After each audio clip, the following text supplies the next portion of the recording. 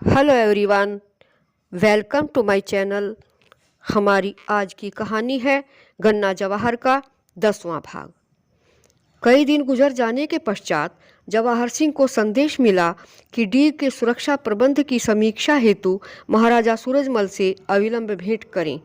डीग को कन्हई सिंह के दायित्व में छोड़कर अपने संरक्षकों के साये में जवाहर सिंह लोहागढ़ दुर्ग पहुंचा। घोड़े से उतरकर जब वह राज दरबार की ओर जा रहा था, तब एक सेविका इरादतन उसके सामने आई और करबद्ध प्रणाम करके बोली, जय हो कुंवर जी की। एक बात कहनी थी आपसे। सेविका का यह अप्रत्याशित व्यवहार यद्यपि अटपटा सा था, फिर भी जवाहर सिंह ने कहा, कहो क्या कहना चाहती हो। कुंवर जी, दिल्ली के मुसलमान वजीर और उसकी 14 बीवियां दुर्ग के पिछले भाग में शरण लिए हुए हैं। मुझे उनकी सेवा में लगा दिया गया है। उनमें से सबसे जवान और रूपवती बीवी का नाम है गन्ना बेगम। उसने मुझसे विनती की कि मैं आप तक उसका यह पैगाम पहुंचा दूं कि गन्ना बेगम आपसे मिलना चाहती है। मैंने उसे समझाकर कहा कि मैं यह पैगाम कुंवर जी तक पहुंचा तो देती, पर कुंवर जी तो डीग रहते हैं। इस पर उसने चांदी के कुछ सिक्के मेरे सामने रख दिए कि जितने चाहो ले जाओ, लेकिन मेरा यह काम जरूर करवा दो। मैंने कहा, तुम लोग हमारे मेहमान हो, मेहमानों से सिक्के लेना हमारी परंपरा के खिलाफ है। मैं सोच ही रही थी कि गन्ना बेगम का संदेशा आप तक कैसे पहुंचाऊं, तभी आपके दर्शन हुए और मैं हिम्मत करके आपके सामने आ गई। अपनी बात कहकर उत्तर की आशा से सेविका मौन खड़ी कुंवर जवाहर सिंह को देखने लगी। जवाहर सिंह होले से मुस्कराए, बोले, बाई जी, तुमने सिक्के न लेकर हमारी मर्यादा का मान रखा है। मैं तुमसे बहुत खुश हुआ। और कटी से बंधी नोली से चांदी के कुछ सिक्के निकालकर सेविका की ओर किए।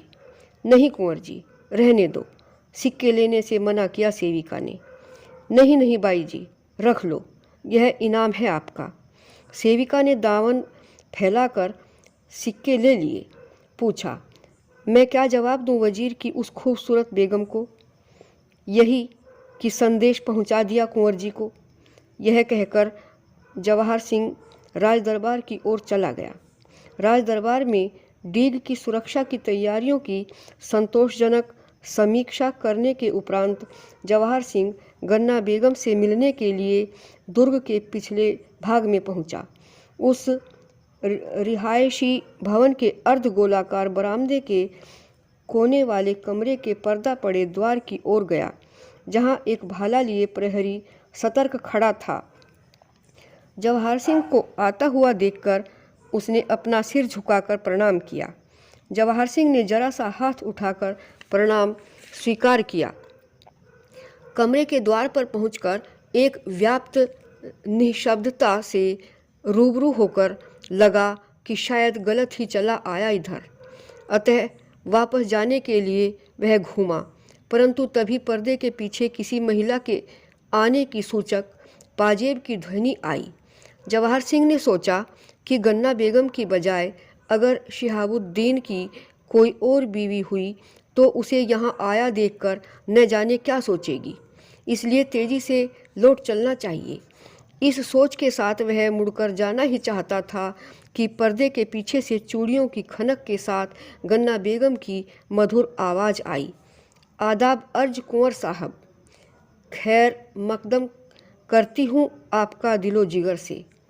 आप तो हमें लेने नहीं आ सके, ज़रूर कोई मजबूरी रही होगी, लेकिन किस्मत हमें आपके घर लेकर आ गई।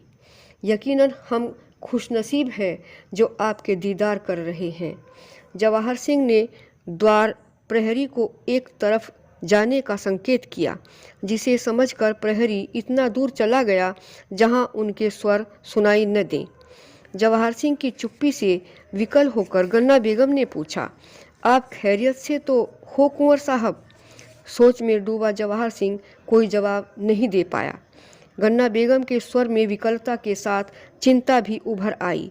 बोली, क्या बात है कुंवर साहब, खामोश क्यों हैं आप? कुछ बोलने के लायक नहीं हूँ मैं, जवाहर सिंह ने कहा। तुम्हारा अपराधी हूँ।